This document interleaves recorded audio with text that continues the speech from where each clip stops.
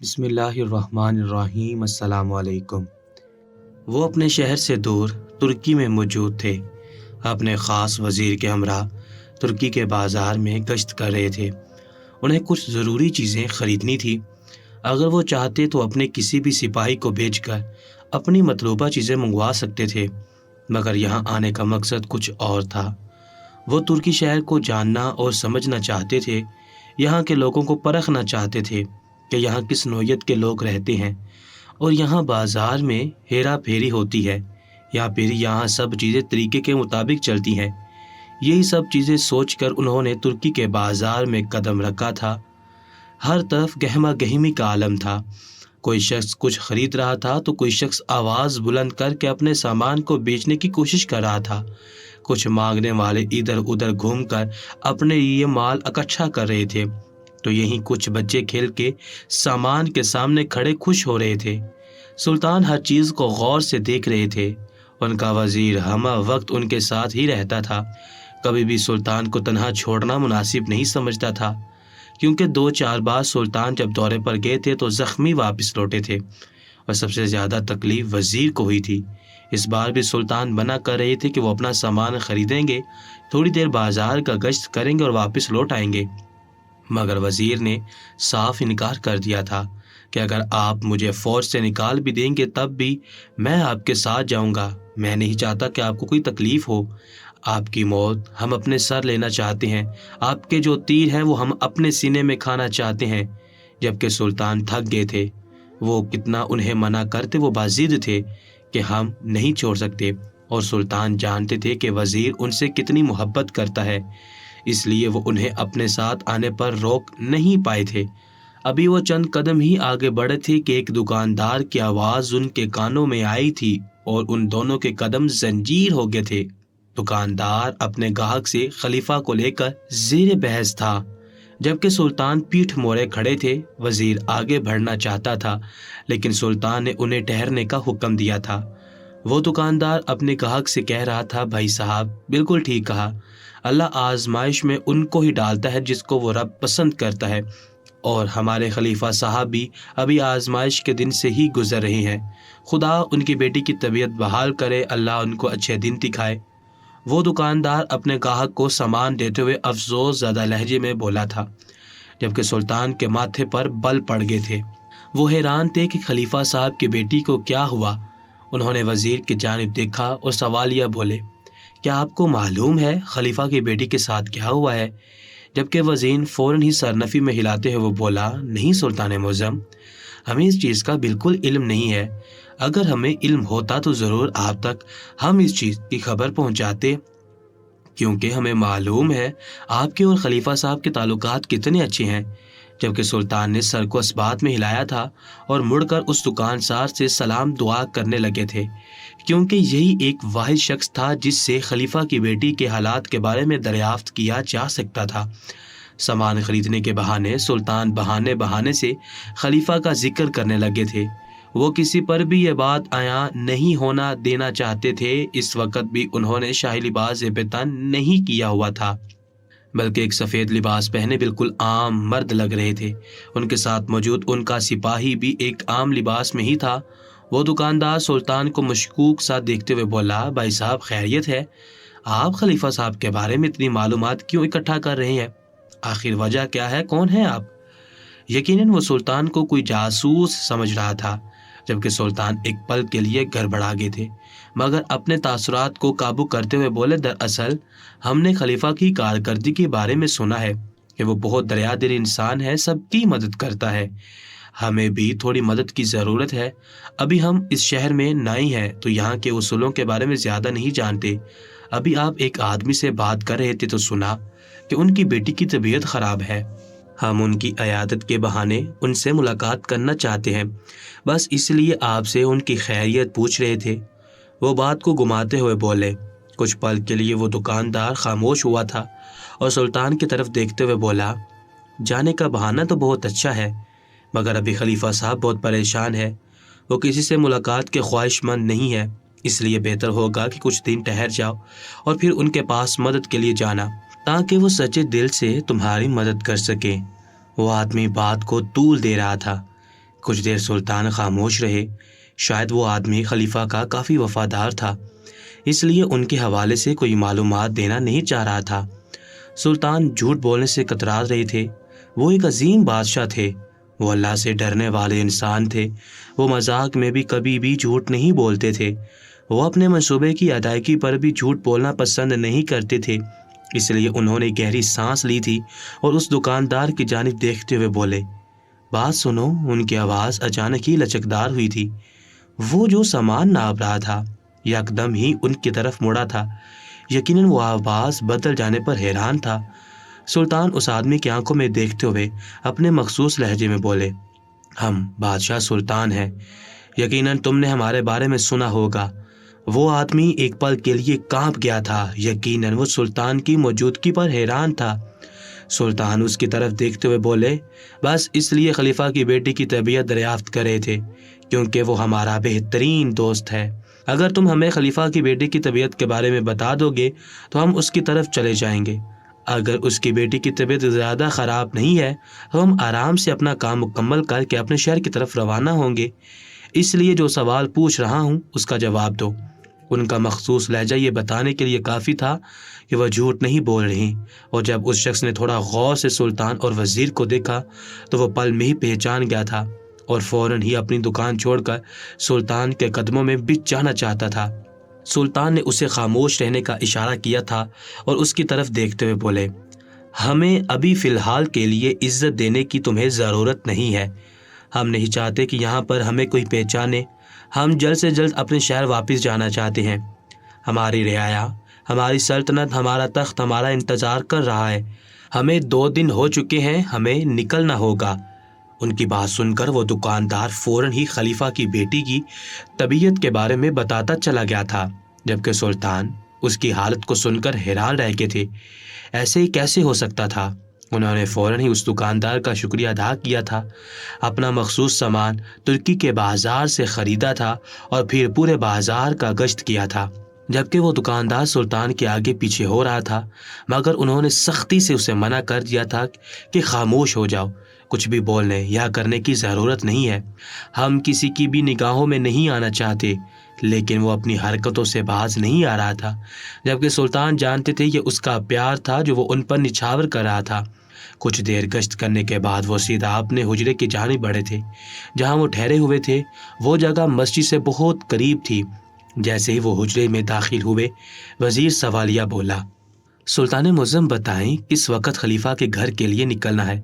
سلطان نے ایک نگاہ وزیر کو دیکھا اور محض اتنا بول کر غسل کے لیے غسل خانے کے اندر چلے گئے۔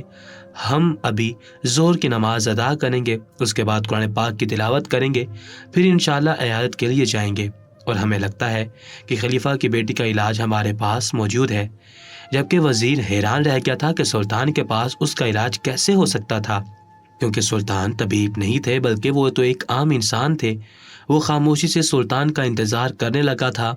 تھوڑی دیر بعد وہ غسل کر کے باہر آئے تھے اور اب انہوں نے آسمانی رنگ کا لباس زیب تن کیا ہوا تھا جس میں ان کا دودھیا رنگت چمک رہی تھی۔ انہوں نے آتے ہی مصلی بچھایا تھا اور اللہ اکبر کی صدا لگا کر نماز ظہر ادا کرنے لگے تھے۔ وزیر نے بھی غسل خانے میں جا کر وضو بنایا اور فوراً ہی سلطان کے ساتھ نماز کی نیت باندھ کر کھڑا ہو چکا تھا۔ وہ ایک واحد انسان تھا جو سلطان کے ساتھ رہتے ہوئے ان کی ہر حرکت کو اپنانے کی کوشش کرتا تھا۔ اس کا ماننا تھا کہ اگر سلطان اس کی زندگی میں نہیں آتے تو وہ کبھی بھی راہ راست پر نہیں آتا، بلکہ ہمیشہ گمراہی کے راستے پر ہی گامزن رہتا۔ نماز ظہر ادا کرنے کے بعد انہوں نے قرآن پاک کی تلاوت کی تھی اور کافی دیر تلاوت کرنے کے بعد وہ تھوڑی دیر کے لیے لیٹ گئے تھے، جبکہ وزیر بھی ان کے برابر میں ہی آ کر بیٹھ چکا تھا اور حیرانگی بھری نگاہوں سے سلطان کو دیکھتے ہوئے بولا، سلطان معظم، جان کی امان پاؤں تو کچھ عرض کرنا چاہتا ہوں۔ سلطان نے سر کو ہلکی جنبش دی تھی۔ وزیر اجازت ملتے ہی بولا، سلطان معظم، مجھے ایک چیز پر حیرانگی ہو رہی ہے، آپ کے پاس اس بیماری کا کیا علاج ہے؟ حالانکہ آپ تو طبیب بھی نہیں ہیں، تو پھر آپ اس لڑکی کا علاج کیسے کریں گے؟ سلطان وزیر کی بات سن کر بولے، بے شک یہ کام ہمارا نہیں ہے اور نہ ہی ہم طبیب ہیں، لیکن ہمیں معلوم ہے کہ ہم یہ کر سکتے ہیں۔ ہمارے دوست کی بیٹی کی طبیعت خراب ہے۔ اس انسان نے ہمارا اس وقت ساتھ دیا تھا جب ہم بالکل تنہا تھے۔ ہمارے پاس ہمارا اپنا کوئی موجود نہیں تھا، اور اب ہمارا حق بنتا ہے کہ ہم اس کا وہ احسان اتار دیں۔ وزیر سلطان کی بات سن کر بولا، بے شک سلطان معظم، آپ کی بات درست ہے، لیکن ہم ابھی تک حیران ہو رہے ہیں، ہمیں سمجھ نہیں آ رہا۔ جبکہ سلطان نے سر کو ہلکی جنبش دی تھی اور ان کی طرف دیکھتے ہوئے بولے تھے، جب ہم اس کا علاج کر دیں گے پھر آپ دیکھنا، آخر ہم نے اس لڑکی کا علاج کیسے کیا؟ فی الحال ہم تھوڑی دیر آنکھ لگائیں گے، اس کے بعد ہم خلیفہ کی طرف چلیں گے۔ یہ بولتے ہی انہوں نے اپنی آنکھیں موند لی تھی، اور وزیر بھی سلطان کو آرام کرتا دیکھ ان کے برابر میں ہی نیم دراز ہو گیا تھا۔ جبکہ سلطان کی آنکھیں پھٹ سے کھل چکی تھی، ان کی آنکھوں کے سامنے وہ تمام مناظر چلنے لگے تھے جب وہ بالکل تنہا تھے اور ان کے پاس خلیفہ صاحب موجود تھے۔ جنگ کا عالم تھا، ہر طرف گہما گہمی مچی ہوئی تھی، اوپر آسمان لال سرخ ہو رہا تھا اور نیچے بھی لاشوں کے ڈھیر لگے ہوئے تھے۔ سلطان کا ہاتھ زخمی ہو چکا تھا، سر سے خون نکل رہا تھا، مگر وہ ہمت نہیں ہار رہے تھے۔ ان کے فوج کے کئی جوان زخمی ہو چکے تھے، کچھ اللہ کو پیارے ہو گئے تھے، مگر انہوں نے آخری دم تک لڑتے رہنا تھا، اور وہ لڑ رہے تھے اپنے اللہ کے لیے، اپنی رعایا کے لیے۔ وہ اپنی جان کی بازی تک لگا چکے تھے، لیکن اس جنگ میں وہ اپنے کئی نوجوانوں کو کھو چکے تھے۔ انہوں نے جنگ میں کئی دشمنوں کو ہلاک کر دیا تھا، اور کئی ان کی تلوار بازی دیکھ کر بھاگ گئے تھے۔ جبکہ جنگ جیت جانے کے بعد ان کی حالت کافی ناساز ہو گئی تھی، وہ بالکل بے جان ہو کر زمین بوس ہو چکے تھے۔ انہوں نے فتح کا جھنڈا لہرا دیا تھا، اللہ تعالیٰ کی طرف سے انہیں غیبی مدد مل گئی تھی اور وہ جنگ جیت چکے تھے، مگر ان کی حالت ایسی تھی جیسے ابھی وہ ختم ہو جائیں گے۔ ان کے لبوں پر دھیرے دھیرے کلمہ شہادت جاری تھا۔ ان کے کئی جوان شہید ہو گئے تھے اور کئی ادموئے پڑے ہوئے تھے، کسی میں اتنی طاقت نہیں تھی کہ وہ ایک دوسرے کی مدد کر سکے۔ تمام جوانوں کے لبوں پر ایک ہی کلمہ جاری تھا، اور وہ کلمہ محض کلمہ شہادت تھا۔ مگر اچانک ہی خلیفہ وہاں پہنچے تھے اپنے لشکر کے ساتھ۔ سلطان کو لگا تھا کہ ایک بار پھر ان پر حملہ ہو چکا ہے اور وہ اب نہیں بچ پائیں گے۔ انہوں نے بلند آواز میں اللہ اکبر کی صدا لگائی تھی اور بلند آواز میں اپنے نوجوانوں کو ایک بار پھر کھڑے ہونے کا حکم دیا تھا، مگر اچانک ہی ان کی آنکھوں کے سامنے ایک انجان چہرہ آیا تھا۔ انہوں نے اٹھنے کی ہمت کی تھی، مگر وہ اس پر ہی بے جان ہو گئے تھے، آنکھیں بند ہو گئی تھی اور ہاتھ ڈھیلے چھوڑ دیے تھے۔ انہیں لگا تھا کہ وہ اللہ کے پاس پہنچ گئے ہیں، لیکن جب کچھ دیر بعد ان کی آنکھ کھلی تو وہ ایک خیمے میں موجود تھے۔ ارد گرد چراغ جل رہے تھے، قریب ہی طبیب صاحب بیٹھے ان کے سینے میں پیوست ہوئے تیر نکال رہے تھے۔ ان کے سر کی پٹی کر دی گئی تھی، انہیں مرہم لگا دیا گیا تھا، جبکہ سلطان حیران ہو گئے تھے کہ ان پر عنایت کس نے کر دی۔ ان کے لبوں سے بے ساختہ اپنی فوج کے جوانوں کے نام ادا ہوئے تھے، جبکہ وہ طبیب صاحب مسکرا کر سلطان کے سر سے خون صاف کرتے ہوئے بولے، بادشاہ سلامت، آپ کے فوجی جوان بحفاظت اپنے اپنے خیمے میں موجود ہیں۔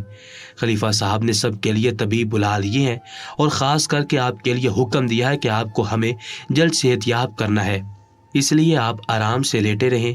جبکہ سلطان نے یہ سنتے ہی سکون کا سانس خارج کیا تھا، یعنی آخری بار جو چہرہ انہوں نے اپنی بند آنکھوں سے دیکھا تھا وہ کوئی اور نہیں بلکہ خلیفہ تھے۔ کچھ دیر بعد ہی خیمے میں خلیفہ آ چکے تھے اور سلطان کو دیکھتے ہوئے حشاش بشاش لہجے میں بولے، سلطان معظم، کیسی طبیعت ہے اب آپ کی؟ کہیں درد تو نہیں ہو رہا آپ کو؟ جبکہ سلطان نے سر نفی میں ہلایا تھا اور انہیں قریب آنے کا حکم دیا تھا، وہ فوراً ہی ان کے پاس بیٹھ گئے تھے، جبکہ سلطان ان کا ہاتھ تھامتے ہوئے بولے، ہم آپ کے بہت شکر گزار ہیں کہ آپ نے ہمیں اور ہماری فوج کو اپنا خیمہ میسر کیا۔ ہماری تیمارداری کی ہم آپ کا جتنا شکریہ ادا کریں کم ہے۔ جبکہ خلیفہ صاحب سلطان کے بالوں میں ہاتھ پھیرتے ہوئے بولے تھے، جب آپ ہم سب کے لیے اپنی جان کی بازی لگا سکتے ہیں، اپنے نوجوانوں کے لیے لڑ سکتے ہیں، تو ہم اتنا تو کر ہی سکتے ہیں۔ جبکہ سلطان بے ساختہ بولے تھے، کبھی بھی آپ کو ہماری ضرورت محسوس ہوئی تو ہم دل و جان سے حاضر ہو جائیں گے اور آپ کی خدمت میں بچھ جائیں گے۔ جبکہ خلیفہ مسکرائے تھے اور ان سے وعدہ کر لیا تھا، ہم بھی جب کبھی مصیبت میں آئے تو آپ کو ضرور یاد کریں گے۔ ابھی وہ انہی سب باتوں کو سوچ رہے تھے کہ چند پل بعد وزیر نے ان کے کندھے پر ہاتھ رکھا تھا اور ان کو ہلاتے ہوئے بولے تھے، سلطان معظم، عصر کی نماز ہونے والی ہے، اب بتائیں کیا کرنا ہے؟ خلیفہ صاحب کی طرف چلیں یا پھر واپسی کی راہ لیں؟ جبکہ سلطان سر نفی میں ہلا کر کھڑے ہوئے تھے۔ انہیں افسوس ہوا تھا کہ خلیفہ صاحب نے انہیں کوئی پیغام کیوں نہیں پہنچایا، کیونکہ اس واقعے کے بعد ان کے مراسم خلیفہ صاحب کے ساتھ بہت اچھے ہو گئے تھے۔ وہ فوراً بولے ہم ایک احسان فراموش انسان نہیں ہیں، بھلے رات ہو جائے، اندھیرا چاروں جانب پھیل جائے، جب تک ہم خلیفہ کی مدد نہیں کر دیتے ہم واپس نہیں جائیں گے۔ اس نے ہمارا ساتھ دیا تھا اور ہم بھی اس کی مدد کرنا چاہتے ہیں۔ یہ بولتے ہی وہ اپنی جگہ سے اٹھے تھے، اپنے پاؤں میں کھیڑی پہنی تھی اور اپنے کندھے پر چادر ڈال کر وزیر کے ہمراہ حجرے سے باہر آ گئے تھے۔ ان کا رخ خلیفہ کے گھر کی طرف تھا۔ ان کے دل میں عجیب عجیب سے وسوسے آ رہے تھے۔ کیا انہیں اس لڑکی کا علاج کرنا چاہیے تھا یا پھر نہیں؟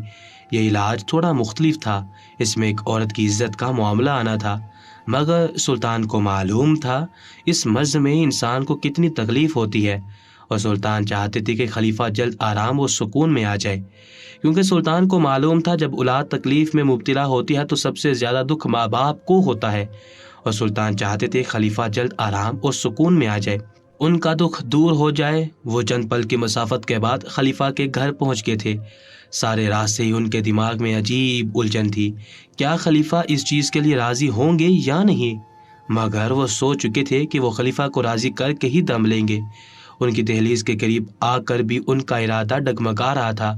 انہوں نے گہری سانس ہوا کی سپرد کی تھی اور باہر کھڑے ان کے ملازم کو اپنے آنے کی اطلاع دی تھی۔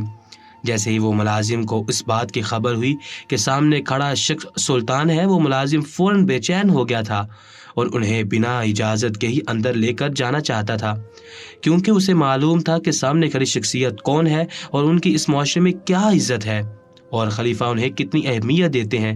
اور سب سے اہمیت کی بات یہ تھی کہ سلطنت کا بادشاہ خود چل کر ان کی دہلیز تک آیا تھا، مگر سلطان نے انکار کر دیا تھا۔ انہوں نے کہا تھا کہ پہلے آپ اندر جائیں، ہمارے آنے کی اطلاع دیں، اس کے بعد ہم اندر آنا پسند کریں گے۔ جبکہ تھوڑی دیر بعد خلیفہ صاحب خود چل کر دروازے تک آئے تھے۔ آتے ہی ان کے بغل گیر ہوئے تھے، ان کا ہاتھ ادب سے چوم کر عقیدت سے آنکھوں سے لگایا تھا اور سلطان کو بہت ہی ادب سے اندر آنے کی دعوت دی تھی، اور سلطان اپنے وزیر کے ہمراہ مہمان خانے کی طرف چل پڑے تھے۔ ان کا استقبال بہت اچھے انداز میں کیا گیا تھا، دیگر لوازمات ان کے سامنے سجائے گئے تھے، جبکہ سلطان ان سب کے خلاف تھے۔ وہ محض خلیفہ صاحب سے گفتگو کرنا چاہتے تھے، اس لیے وہ تنہا تھوڑی دیر ان کے ساتھ گزارنا چاہتے تھے۔ تمام ملازمین جیسے ہی مہمان خانے سے گئے، سلطان فوراً ہی دکھ کرتے ہوئے بولے تھے، خلیفہ صاحب، آپ نے ہم سے وعدہ کیا تھا کہ جب بھی آپ مصیبت میں آئیں گے تو ہمیں ضرور یاد فرمائیں گے، لیکن آپ نے ہمارا ساتھ پرائے لوگوں سے بھی بدتر سلوک کیا۔ آپ اتنی زیادہ پریشانی میں مبتلا ہیں، لیکن آپ نے ہمیں ایک پیغام تک نہیں پہنچایا کہ آپ کی بیٹی کی طبیعت اس قدر خراب ہے کہ آپ کئی راتوں سے سو نہیں سکے۔ اس بات کی گواہی آپ کی آنکھیں دے رہی ہیں۔ جبکہ خلیفہ صاحب سر جھکائے بولے تھے، ہم معافی چاہتے ہیں، ہمارا ارادہ آپ کو ٹھیس پہنچانے کا نہیں تھا اور نہ ہی یہ احسان دلانے کا تھا کہ آپ ہمارے لیے غیر ہیں۔ دراصل ہم تھوڑا تکلیف میں مبتلا تھے۔ ہم جب اپنی بیٹی کے کمرے میں جاتے ہیں تو وہ رو پڑتی ہے، تکلیف سے اس کا برا حال ہے، اور آپ تو جانتے ہیں ایک باپ کے لیے اس کی بیٹی کتنی اہمیت کی حامل ہوتی ہے، اور ہماری بیٹیا تو ہمارا سب کچھ ہے۔ ان کا لہجہ گلوگیر تھا۔ میری زوجہ کے بعد ایک وہی میرے جینے کی آخری امید ہے، اور ان کی حالت یہ بتانے کے لیے کافی ہے کہ ان کا بچنا بے حد مشکل ترین ہے۔ جبکہ سلطان بے ساختہ بولے تھے، ہم آپ کی تکلیف سمجھ رہے ہیں، لیکن میرے عزیز دوست اتنا ہلکان نہیں ہوتے۔ وہ اوپر بیٹھی اللہ کی ذات ناراض ہوتی ہے۔ مایوسی کفر ہے۔ اگر تم کامل یقین سے اللہ سے دعا کرو گے تو وہ تمہاری بیٹی کی طبیعت میں افاقہ کرے گا۔ ہمیں بتاؤ کہ آخر تمہاری بیٹی کے ساتھ مرض کیا ہے؟ وزیر نے حیران ہو کر سلطان کو دیکھا تھا، کیونکہ سلطان کو مرض معلوم تھا۔ اس کے باوجود وہ خلیفہ صاحب سے پوچھ رہے تھے، جبکہ خلیفہ نیچے نگاہ کر کر بولے تھے، سلطان معظم، میری بیٹی انگڑائی لے رہی تھی۔ نیند سے جاگنے کے بعد اس نے اپنی کمر کو سیدھا کرنا چاہا تھا، لیکن جیسے ہی انہوں نے اپنے ہاتھ ہوا میں بلند کیے، ان کے ہاتھ آسمان کی طرف ہی رہ گئے تھے۔ بہت کوشش کے بعد بھی ان کے ہاتھ نیچے نہیں ہو رہے تھے، اور جب وہ سیدھا کرنے لگتی تھی تو وہ تکلیف سے تڑپ اٹھتی ہیں۔ ان کے ہاتھ اکڑ گئے ہیں، جس کی وجہ سے وہ بہت تکلیف میں ہے۔ اس مرض میں وہ تقریباً 10 دن سے مبتلا ہے، اور میں بہت زیادہ پریشان ہوں۔ تکلیف کے مارے ان کا حال برا ہے۔ میری بیٹی کبھی ایسی نہیں تھی۔ آج ان کو اس تکلیف میں دیکھتا ہوں تو میرا دل رو پڑتا ہے۔ میں آپ کے پاس آنا چاہتا تھا، آپ سے گزارش کرنا چاہتا تھا کہ آپ میری بیٹی کے لیے دعا کریں، مگر ہم اکیلا انہیں نہیں چھوڑ پا رہے تھے۔ ہم نے دور دراز سے بہت طبیبوں کو بھی بلایا ہے مگر کوئی بھی ہماری بیٹی کا علاج نہیں کر پا رہا۔ ہم پانی کی طرح اپنا پیسہ برباد کر چکے ہیں مگر کوئی صلہ نہیں ملا۔ وہ تکلیف سے چور لہجے میں بولے، ہمیں سمجھ نہیں آ رہا کب تک ہماری بیٹی اس مرض میں مبتلا رہے گی۔ یہ بول کر انہوں نے اپنے بھیگے گوشے پونجے تھے اور ایک گہری سانس ہوا کے سپرد کر کے انہوں نے زبردستی اپنے چہرے پر ایک مسکراہٹ بکھیری تھی اور خوش لہجے میں بولے تھے، ہمیں خوشی ہوئی آپ ہمارے دکھ میں شریک ہوئے۔ جبکہ سلطان ان کی بات سننے کے بعد کچھ پل کے لیے خاموش ہوئے تھے اور وزیر کی جانب دیکھتے ہوئے چند پل بعد بولے، وزیر محترم آپ تھوڑی دیر کے لیے باہر چلے جائیں، ہمیں خلیفہ صاحب سے بات کرنی ہے۔ ایک پل کے لیے خلیفہ کو یہ بات ناگوار گزری تھی، جبکہ سلطان کی بات سنتے ہی وزیر نے سر اسبات میں ہلایا تھا اور کمرے سے باہر چلا گیا تھا۔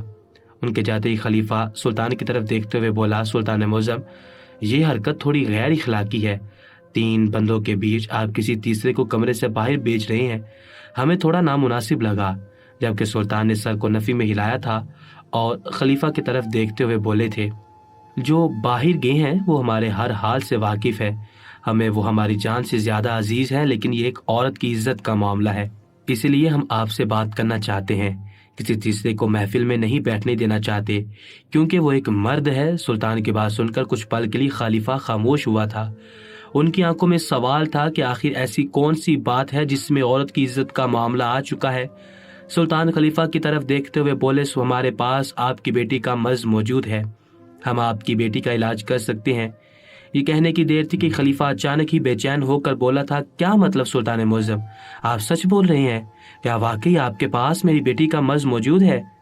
جبکہ سلطان نے سر کو ہلکی جنبش دی تھی اور خلیفہ کی جانب دیکھتے ہوئے بولے، بالکل ہمارے پاس آپ کی بیٹی کا مرض موجود ہے، ہمارے شاہی طبیب آپ کی بیٹی کی مالش کریں گے اور ہم دعوے سے بول سکتے ہیں کہ آپ کی بیٹی کا یہ مرض ٹھیک ہو جائے گا۔ یہ سننے کی دیر تھی کہ خلیفہ فوراً بولے، ہم راضی ہیں، آپ حکم کریں، ہم سواری بھیج دیتے ہیں، آپ کے شاہی طبیب کو ہماری سواری یہاں لے آئے گی اور بہت احترام سے لائے گی۔ جبکہ سلطان نے سر کو نفی میں ہلایا تھا اور ان کی جانب دیکھتے ہوئے بولے، ہماری پوری مکمل بات سن لیں، اس کے بعد فیصلہ کرنا کہ آپ یہ علاج کرنا چاہتے ہیں یا نہیں۔ خلیفہ ان کی بات سن کر چونک گئے تھے، جبکہ سلطان اجازت طلب نگاہوں سے ان کی جانب دیکھ رہے تھے۔ چند پل بعد خلیفہ نے انہیں بتانے کے لیے اصرار کیا تھا، جبکہ سلطان ان کی جانب دیکھتے ہوئے بولے، مگر آپ کی بیٹی کی مالش برہنہ کر کے کی جائے گی، ان کے لباس ان کے جسم سے جدا کر دیا جائے گا، اگر آپ کو اس میں کوئی مسئلہ نہیں لگتا تو ہم شاید طبیب کو بلا لیتے ہیں، وہ آپ کی بیٹی کا علاج کر دیں گے۔ یہ بات سن کر خلیفہ کی آنکھوں میں خون اتر آیا تھا، وہ غصے سے بولے، نہیں، ہم ایسا نہیں کر سکتے، یہ ہماری بیٹی کی عزت کا معاملہ ہے۔ جبکہ سلطان یہ سن کر بولے، ہمارے پاس یہی ایک علاج ہے اور اس سے آپ کی بیٹی کا مرض ٹھیک ہو سکتا ہے، ہم دعوے سے بول سکتے ہیں۔ جبکہ خلیفہ خاموش ہو گئے تھے۔ سلطان جانتے تھے کہ ایک مرد کے لیے اپنی بیٹی کو کسی غیر مرد کے سامنے برہنہ کرنے والی بات ناقابل قبول ہے، اس لیے وہ ان کو تحمل بھرے لہجے میں سمجھانے لگے، ہم آپ کی جھجک سمجھ چکے ہیں، ایک باپ کے لیے یہ بالکل بھی قابل قبول نہیں ہوتا، مگر آپ کی بیٹی تکلیف میں ہے، آپ کی بیٹی کے علاوہ کوئی نہیں ہے۔ خلیفہ، ہم کبھی یہاں نہیں آتے، لیکن جو آپ نے ہمارے لیے کیا تھا وہ ہم مرتے دم تک نہیں بھول سکتے۔ ہم جانتے ہیں کہ آپ ایک عزت دار گھرانے سے تعلق رکھتے ہیں، دیندار انسان ہیں، مگر آپ کی بیٹی کے لیے یہ بے حد ضروری ہے، کیونکہ اگر ان کا مرض جلد ٹھیک نہیں کیا گیا تو ہاتھ کاٹنے تک کی نوبت آ سکتی ہے، اور ہو سکتا ہے کہ وہ تکلیف برداشت نہ کرتے ہوئے خالق حقیقی سے جا ملے۔ تو کیا آپ اس وقت بھی یہ کہیں گے کہ میں یہ علاج نہیں کروانا چاہتا؟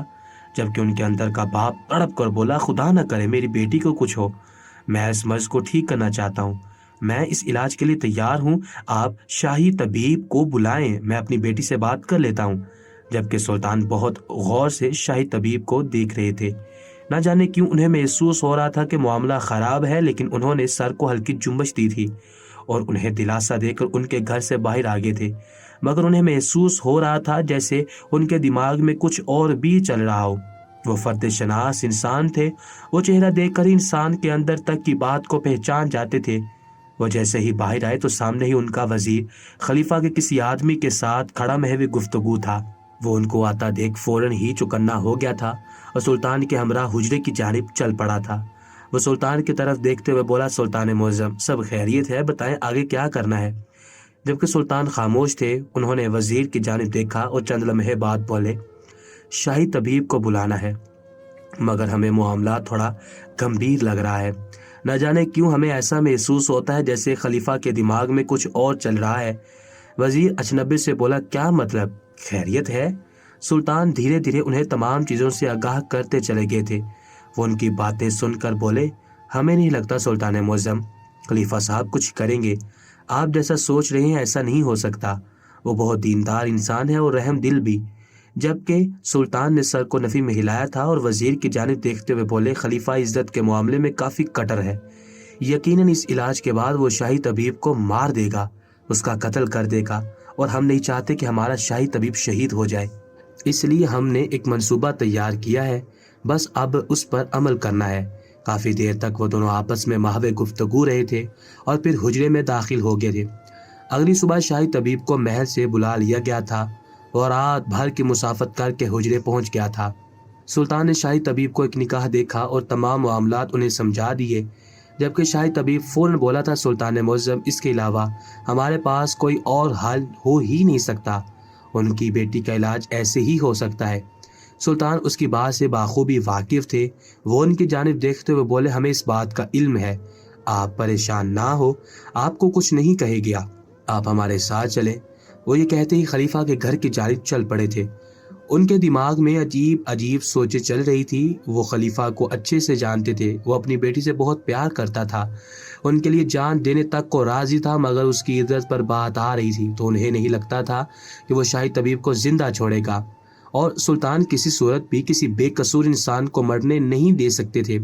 آدھے راستے میں پہنچتے ہی انہوں نے اپنے منصوبے پر کام کرنا شروع کر دیا تھا۔ چند پل بعد منظر تبدیل ہو گیا تھا۔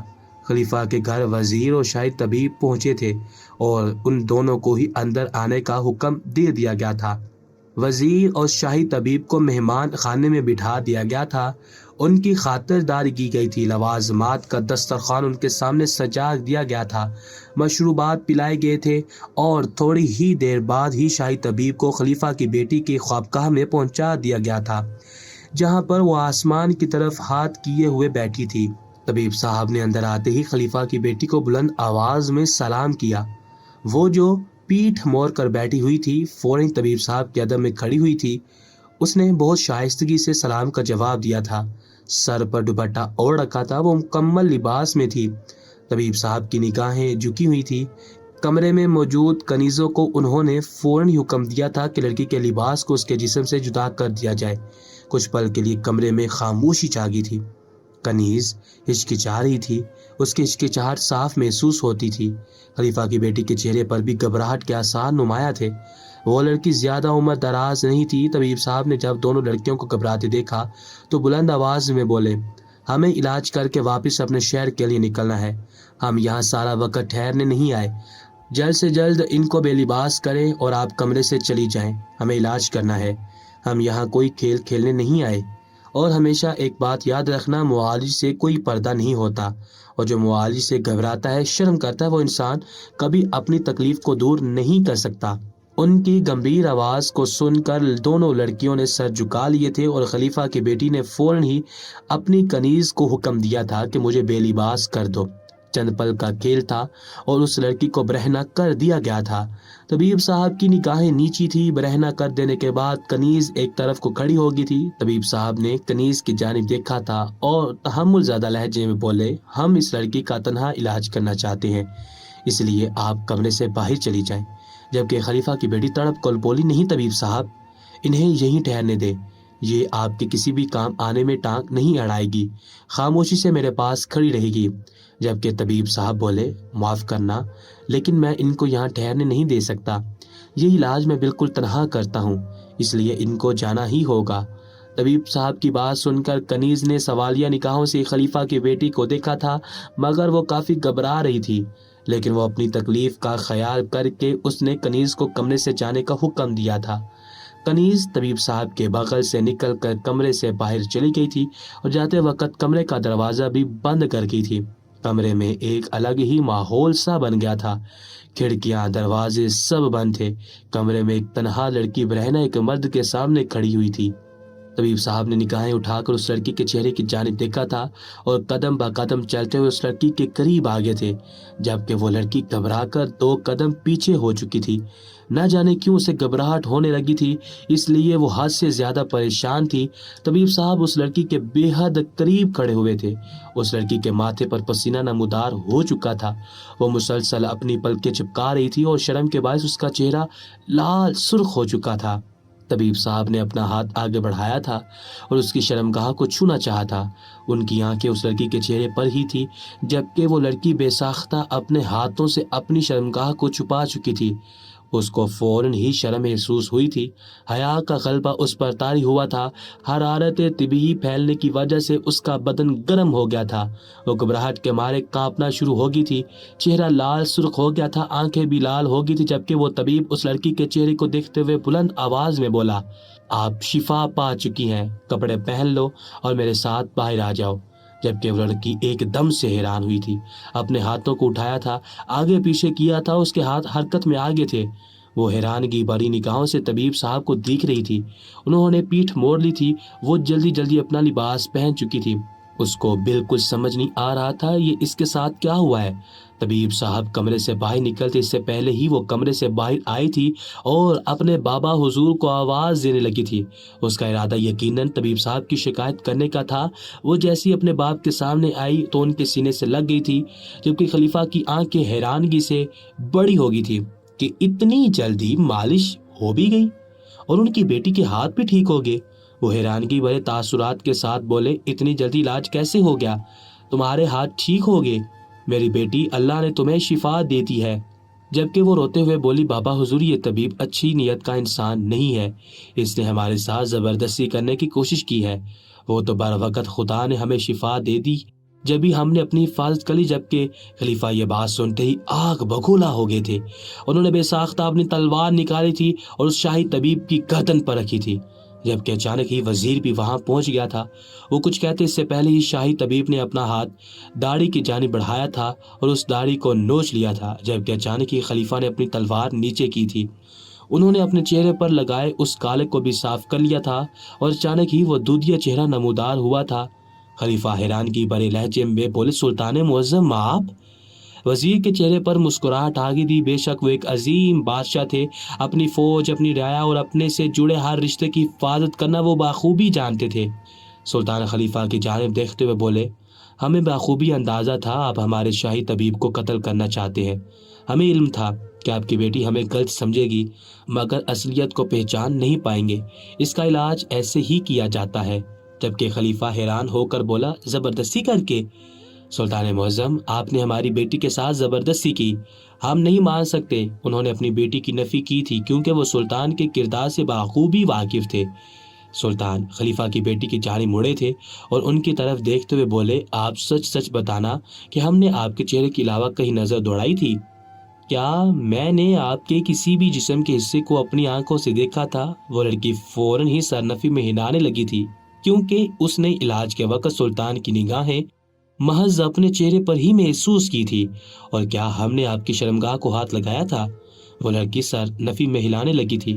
سلطان نے اپنی نگاہیں خلیفہ کی جانب کی تھی اور کڑک لہجے میں بولے تھے، تو آپ کیسے بول سکتی ہیں کہ ہم نے آپ کے ساتھ زبردستی کی ہے؟ وہ لڑکی خاموش ہو گئی تھی۔ سلطان خلیفہ کو دیکھتے ہوئے بولے، اس کا علاج ایسے ہی کیا جاتا ہے۔ جب جسم میں گھبراہٹ ہوتی ہے، گرمی نکلنے لگتی ہے، آپ کا جسم حرارت طبی کی وجہ سے گرم ہو جاتا ہے تو آپ کے خون کی گردش بڑھنے لگتی ہے۔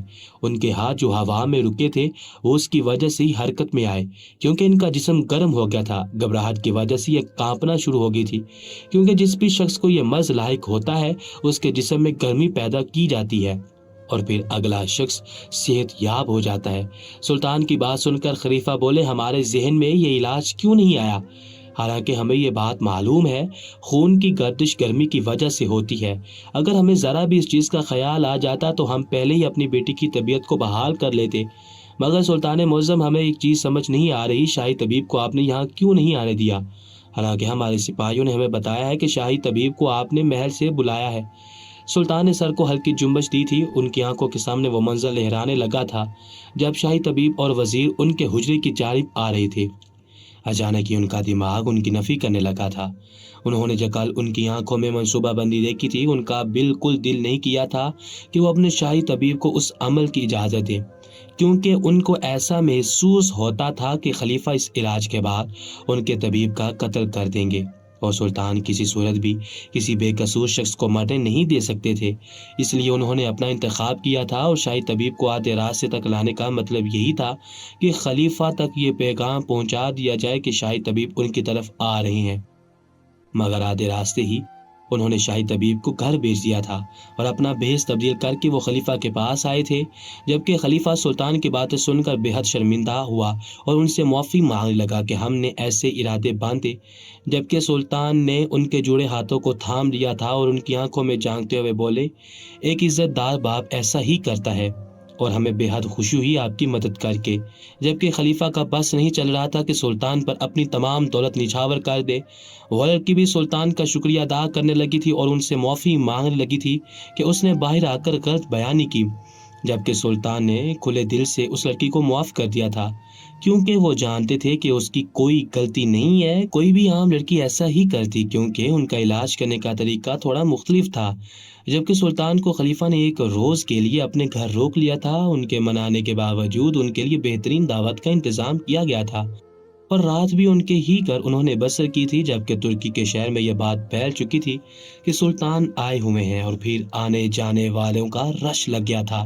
سبھی سلطان سے ملاقات کے خواہشمند تھے، اور سلطان نے بھی کسی کو منع نہیں کیا تھا۔ وہ اپنی شناخت اس لیے چھپاتے تھے کہ کوئی انہیں پہچان نہ پائے، مگر جب ان کی پہچان ہو گئی تھی تو انہوں نے بھی مدد کرنے سے اپنے آپ کو نہیں روکا تھا، بلکہ سب کی ہی کھلے دل کے ساتھ مدد کی تھی، اور مزید 2 دن وہاں ٹھہر کر تمام معاملات حل کیے تھے، اور پھر شاہی طبیب، وزیر اور وہ تینوں ہی محل واپس آ گئے تھے۔